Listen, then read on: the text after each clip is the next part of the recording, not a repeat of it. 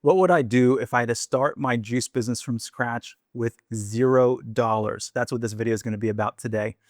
If you guys are new to the channel and you don't know who I am, my name is Andrew McFarland. I've been in this industry for 15 years and I've helped hundreds of entrepreneurs all over the world launch and scale successful juice bars, smoothie bars, acai bowl concepts, and more. All the information on this channel is coming from that experience. So let's just dive in. What would I do if I had to start my business from scratch with $0? Well, in this video, I'm going to give you a few strategies. I'm going to tell you what I think the best strategies are, but I'm going to share a number of ways that might fit more for you in your scenario, okay? As I often say, and as many people have said, there's many rivers that lead to the ocean. There's not one right way to do anything. There's not one perfect business model. As you guys see in the juice bar and juice business industry, there are people who wholesale, there are people who strictly focus on catering, there are people who sell online, there are people who have the retail storefront, there are people who do the juice trucks.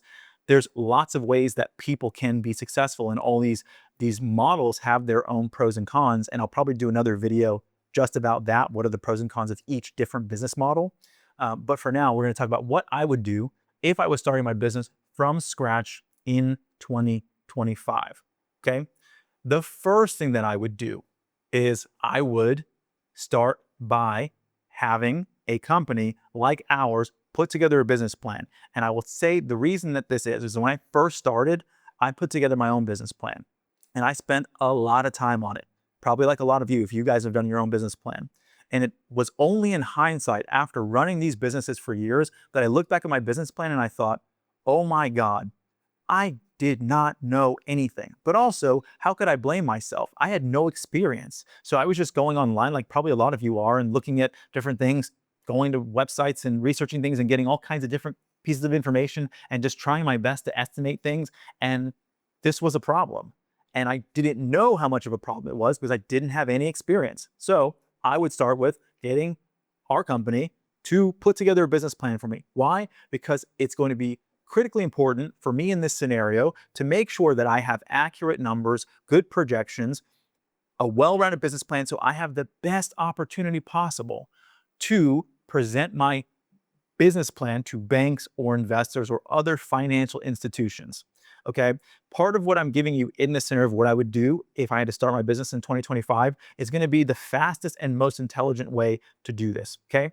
The other thing that I would consider in tandem while I'm pitching my concept to other people is I would start either selling from home if that was viable for me, because in some situations and locations it is going to be viable and some it's not, or selling from a commercial kitchen, primarily for the sake of expanding my network, testing my recipes, having people that I can give my business plan to that might potentially invest or know people who want to invest in my business. So I would be pitching my business while I'm going and selling and talking to other people, doing cleanse programs, because it's going to be a really great way for me to make up more money, build more momentum, build deeper relationships, transform people's lives in a more substantial fashion. And therefore they're going to look and say, like, I want other people to have this experience. I love your business. I want to see you succeed and I want to see you thrive. Okay. This would be what I'm doing in the same time that I'm going to raise money for my business. The other things I would think about, and this is obviously going to be high level stuff because, and I don't mean high level in terms of complex to understand, but high level in terms of macro in the strategy, because obviously there's a lot of little things that would need to be done. But I would also look at seeing if I could put some money together after I started building some momentum for my presentation to keep refining it. And I mean having a really great website, having a really great product photography. It took me a long time as a business owner to really understand the value of great design. Great design can take you so far because people, customers, investors, they are going to be judging your business and how significant and professional they think your business is based on the presentation, based on the design.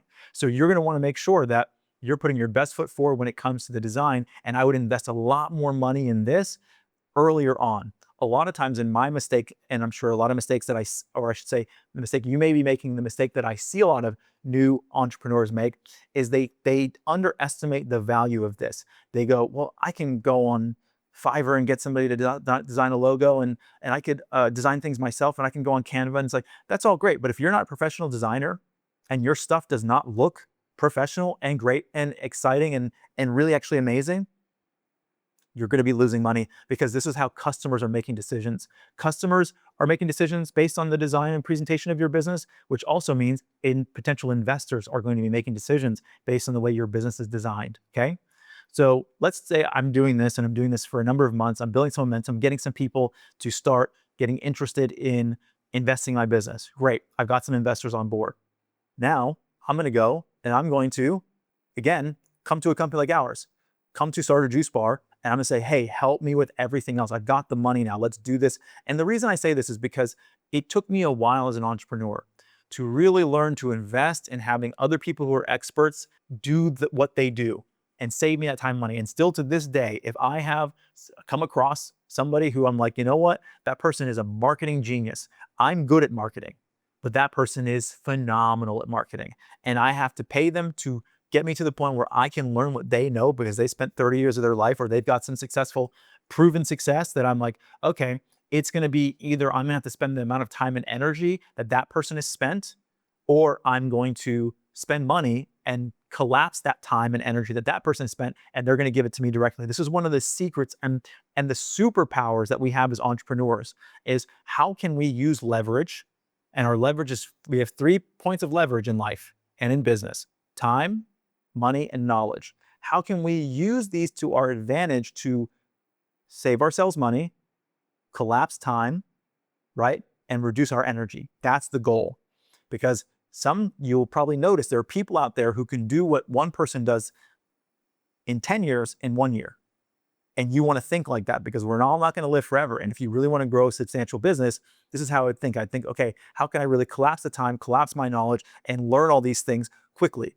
Okay. And then in that, I would take that guidance and we would go through it step by step. I'd become coachable and teachable. This is one of the paradoxes, I'd say, of entrepreneurship. The personality of entrepreneurs is our gift is our curse. Our gift is that we are people who are very strong-willed and generally on the personality spectrum tend to be highly disagreeable. That works for us when it comes to leadership, but it actually works against us when it comes to being students. Many entrepreneurs, and myself included, weren't really great students in school. I could do schoolwork. I'd say I was a good student in terms of my performance, but I wasn't a good student in terms of my interests. I was very rebellious. I wanted to do what I wanted to do. And it took me a long time as well. It's still something I still work on to this day, to find the humility to go, okay, great. How can I learn from people around me? How can I find people, hire people to teach me?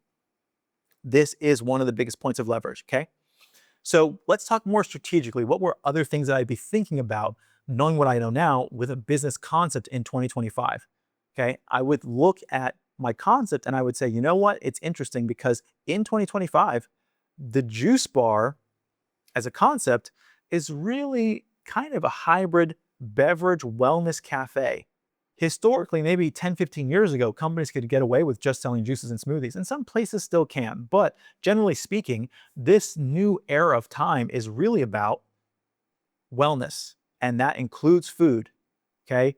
Understand the dietary trends, okay? You're gonna have people who are vegan. You're gonna have people who are keto and paleo. You're gonna have people who are in the spectrum of whatever is evolving constantly. But today, these are kind of the major categories. And so it might be wise, unless you're someone who's fully plant-based and that's going to be the direction you're going and you want to avoid that, then great, that's part of your brand values. Or you want to say, okay, I want to appeal to a diverse market and have a brand that centers on quality, okay?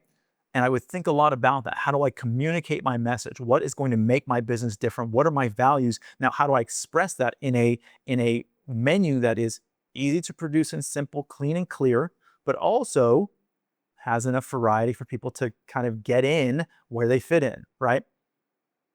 This is what I would be thinking about. Branding and simplifying and streamlining operations. Okay, now what that means to actually do that successfully is a whole other story, but these are the things that really have become more relevant in 2025. I'm gonna talk to you about a couple of more things that are also very, very relevant in where we're going. I would think about integrating robotics, okay?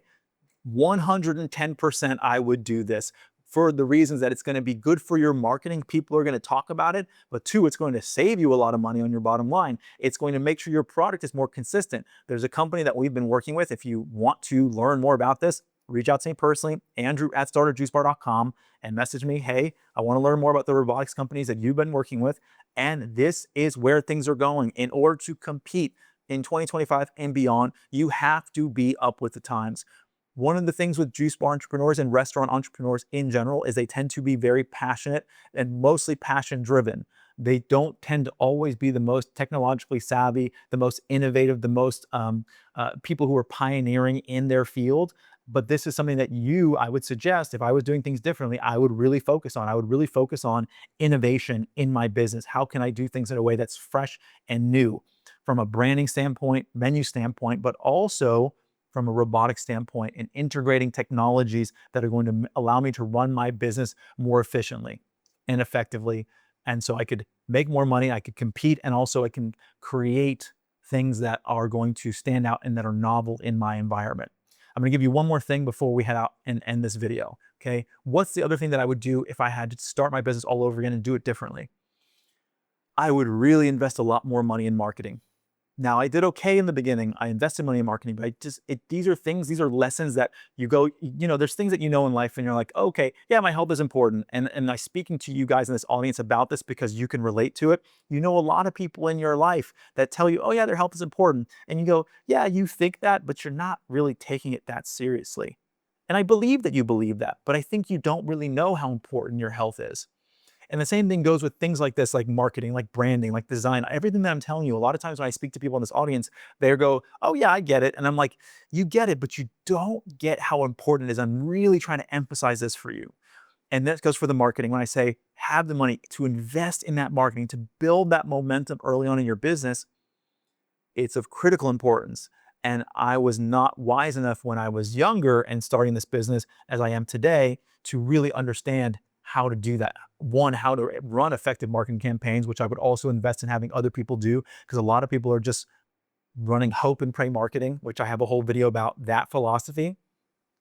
But to really do it well, I always say, and I'll repeat it again, it's not the best, the most successful businesses are not the businesses with the best products. They're good businesses that have the best branding and marketing, okay? You have to remember that. So that's what I would say. If I was to start my business all from scratch with $0, this is exactly what I would do. If you're in that position and you've got $0 or something close to it and you don't know how to start, or you want our support in getting you from there to having your first storefront, maybe multiple stores, reach out to me, Andrew at StartAJuiceBar.com. Hope this has been insightful, helpful. If you're not subscribed, you definitely want to subscribe if you want to get more content like this. If you don't know, we have an Instagram at StartAJuiceBar, really easy to find, exclusive content there. We do giveaways. We've even given away business plans and all this stuff for free. So you definitely want to follow us there. And we're on Spotify, iTunes, the Juice Bar Experts podcast, easy to find. That's all for today. Sending you my love. See you in the next video. Hope you guys have been enjoying the video content. If you're inspired to learn even more about how to start your juice business from scratch, for you, we have a free ebook. It's called the 15 Steps to Starting Your Juice Business. And this is going to go through a high-level overview, through a step-by-step process on how you get your business off the ground. Everything from, branding, menu development, finding the right location, and more. This is going to be a clear roadmap so you know how to go from where you are all the way to opening your store. If you want to go even deeper, we've also created an online course. It's called the Juice Bar Master Blueprint. This is going to go into great depth on everything from how do you put together and think about recipe development? How do you cost out your menu and what's the math around it? What equipment do you need? How do you design your store? How do you find the right location? And so much more. I know you're going to find a lot of value out of both of these. There's links in the description below. So I hope to see you guys at the next video and enjoy.